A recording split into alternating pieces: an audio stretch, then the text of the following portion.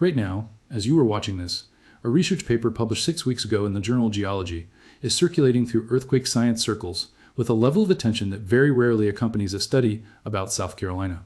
Because what a joint team from the South Carolina Geological Survey and the USGS Eastern Region found when they mapped the subsurface geology beneath the city of Charleston was not what they were looking for.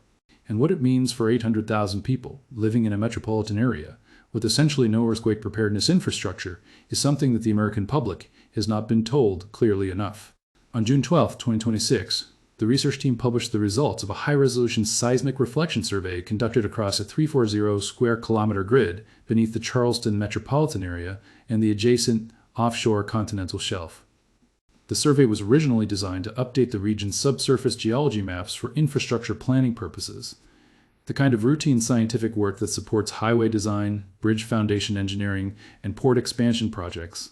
What the team discovered instead was a previously unmapped fault segment buried beneath approximately 800 meters of Atlantic coastal plain sediment, showing clear evidence of displacement within the Holocene epoch, meaning it has moved. Within the past 11,700 years, under USGS classification standards, a fault that has shown displacement in the Holocene is an active fault.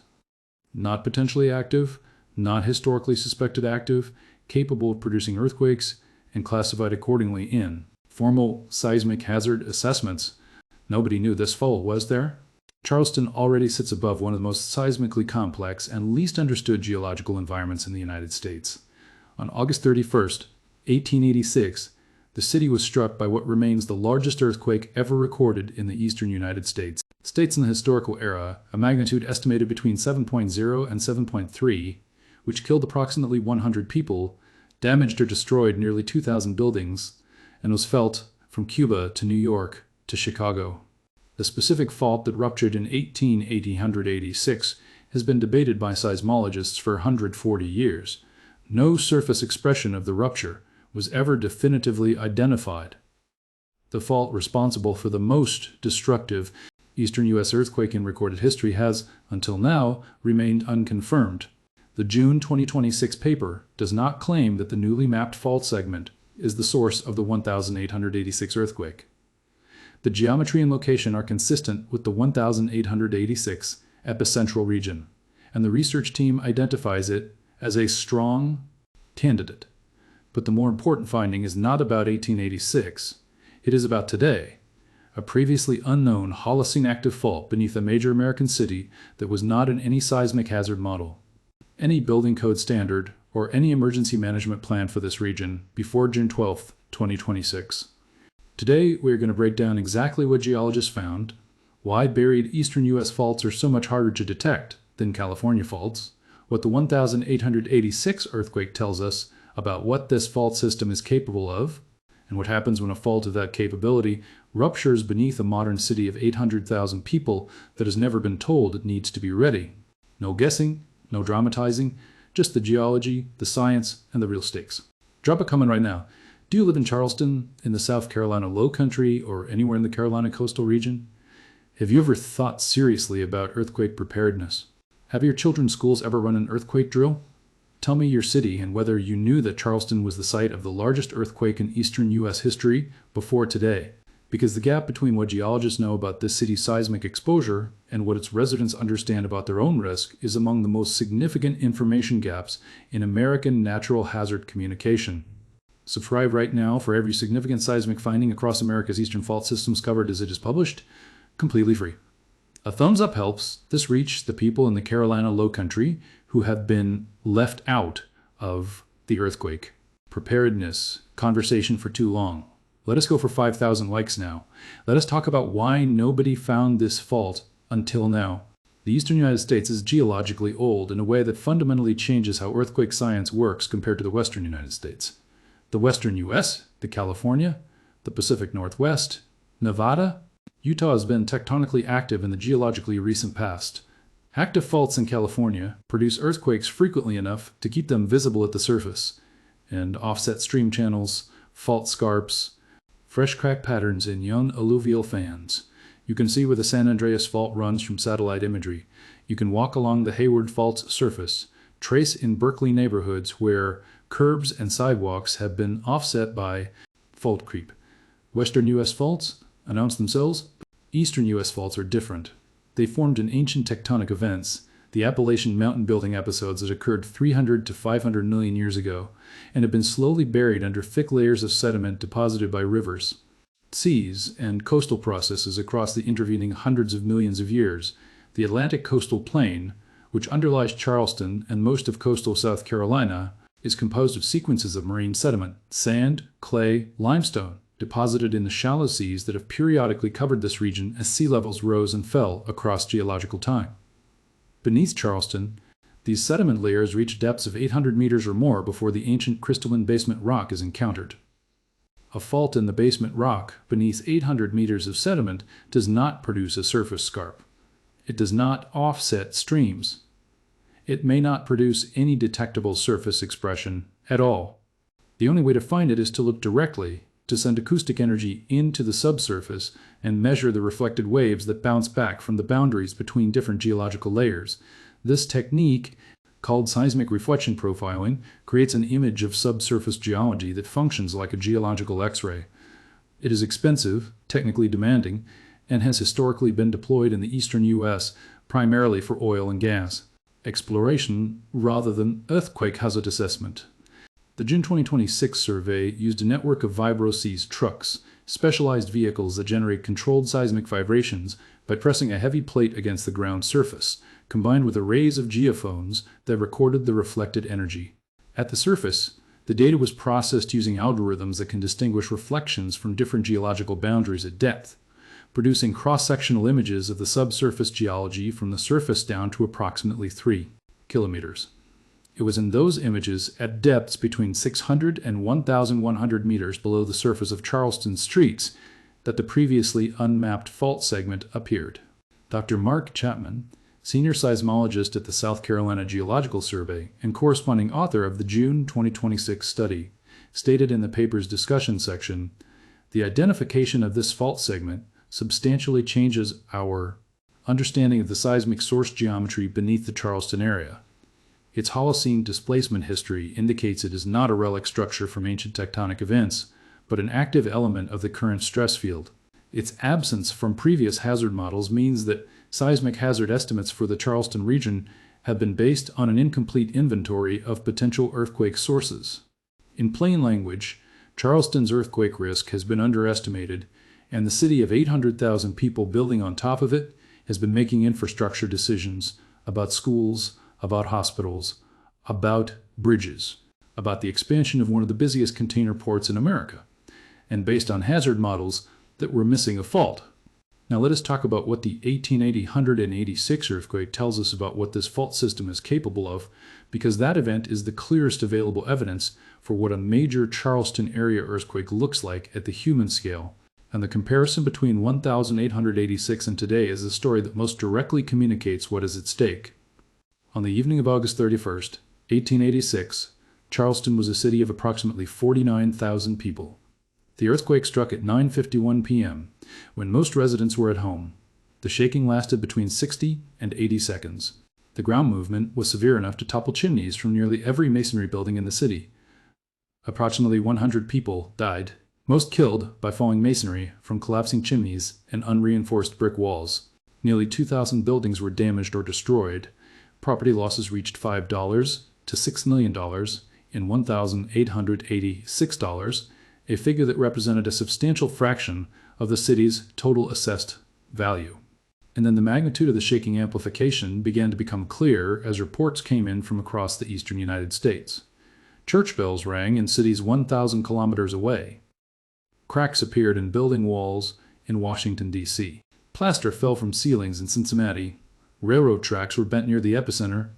The earthquake was felt across an area of approximately 2.5 million square kilometers from Havana, Cuba, to Milwaukee, Wisconsin, a geographic reach that reflects the eastern U.S. crustal property we have discussed in previous episodes, old, cold, dense crystalline rock that carries seismic energy with extraordinary efficiency across continental distances.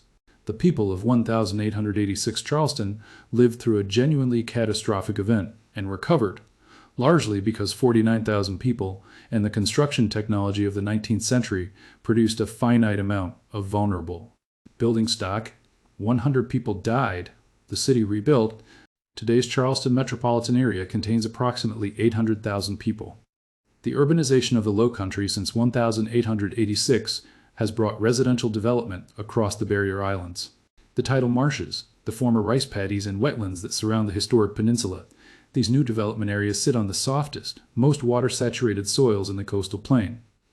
The same type of material that liquefied during the 1886 earthquake in large areas near the waterfront. And South Carolina currently has no mandatory seismic provisions for residential construction.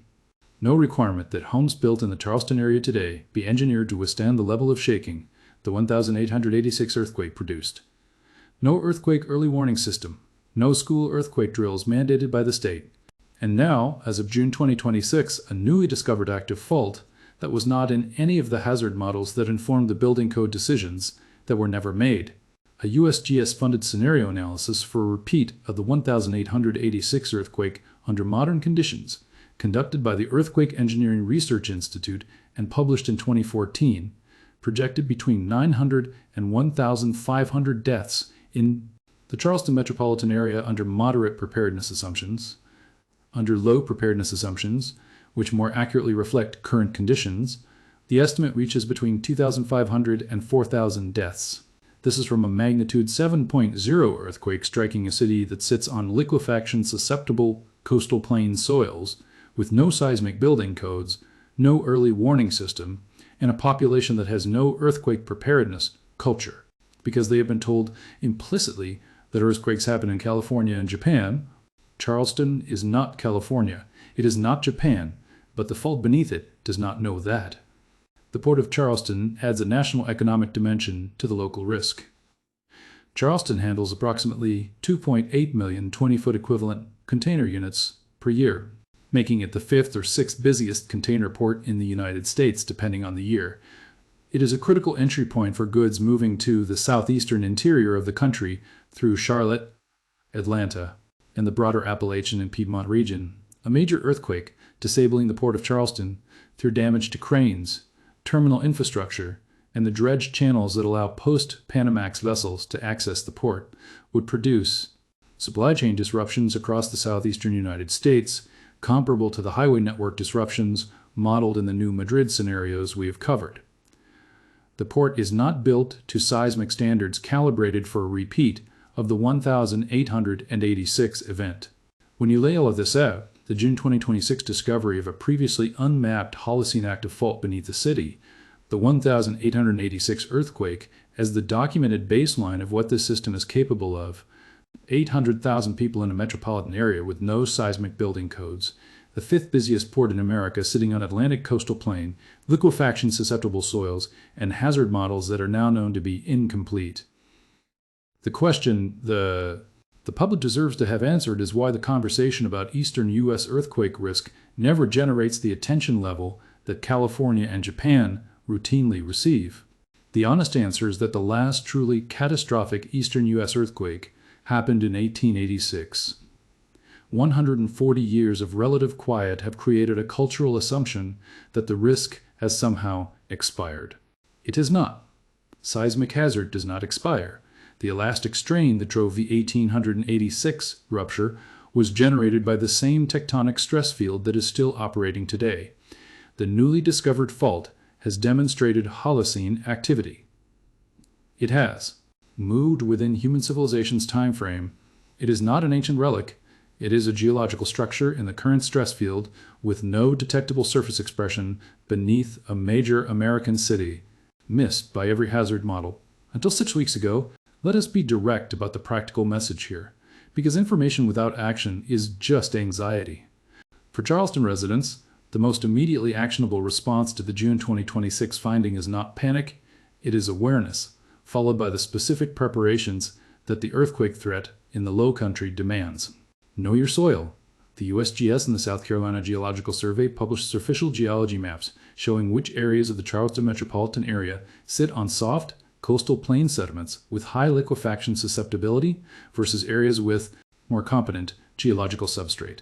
If you live on a barrier island, in a tidal marsh reclamation area, or in any low-lying coastal development, your liquefaction exposure in a major earthquake is significant. That information is publicly available and access it. Have 72 hours of emergency supplies in portable form. Charleston's water system draws from surface reservoirs and distribution infrastructure that crosses the soft coastal plain soils most susceptible to seismic damage. Water service disruption following a major earthquake in this region would be significant. Self-sufficiency for 72 hours minimum is the baseline the scenario analysis recommends. Know your building's construction type. Unreinforced masonry, brick construction without steel reinforcement, is the building type that killed 100 people in 1886 and remains common in Charleston's historic downtown and older residential neighborhoods. If you live or work in an unreinforced masonry building in Charleston, your risk profile in a major seismic event is elevated compared to a wood frame or modern reinforced concrete structure. And for South Carolina State Legislature, its Building Code Authority and its Emergency Management Division, the June 2026 finding is a scientifically documented, peer-reviewed reason to revisit the absence of mandatory seismic provisions in South Carolina's Residential Building Code. 30 years of building homes without earthquake engineering in a city that has a newly confirmed active fault beneath it, sitting on liquefaction-susceptible soils, with a documented history of magnitude 7 earthquakes, is not a defensible policy in the light of what geologists just found. Final thought. Geologists went looking for routine subsurface geology beneath Charleston and found something that fundamentally changes the seismic hazard picture for 800,000 people. The fault was always there. It has been there through the entire history of European settlement in South Carolina, through the 1886 earthquake that killed 100 people in a city of 49,000, through the urbanization of the Low Country that multiplied that population 16 times over. It was just buried too deep to see without the tools that the June 2026 survey deployed. Now it is visible. Its Holocene activity is documented. Its absence from previous hazard models has been noted by the scientific team that found it, and the seismic hazard models for Charleston, the models that inform building code, decisions, infrastructure investment, and emergency planning will need to be revised upward to incorporate what those buried reflections revealed. The earthquake science is doing its job. It found something important and published it clearly. What happens next depends on whether the institutions and the public above that buried fault treat the finding as information that demands a response, or as an interesting academic result that can be noted and set aside.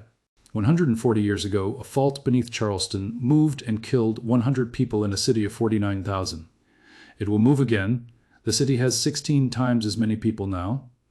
The fault does not care about the difference. We do. We will track every follow-up study, every USGS hazard model revision, and every South Carolina policy development related to this finding as it unfolds. Subscribe so you do not miss it, and leave that comment below. Are you in Charleston? Did you know about 1886? Tell me what you were thinking about after today's video, because the most important thing a finding like this can do is close the gap between what the geology knows and what the people above it understand. Sources: Dr. Mark Chapman et al., South Carolina Geological Survey and USGS Eastern Region. Geology Journal, June 12, 2026. USGS Eastern Region Seismicity Monitoring Bulletins, USGS Surficial Geology and Liquefaction Susceptibility Mapping, Charleston Metropolitan Area, Earthquake Engineering Research Institute, Charleston, Earthquake Scenario Analysis 2014, USGS National Seismic Hazard Maps 2023, Update, Eastern U.S., South Carolina Geological Survey 1886,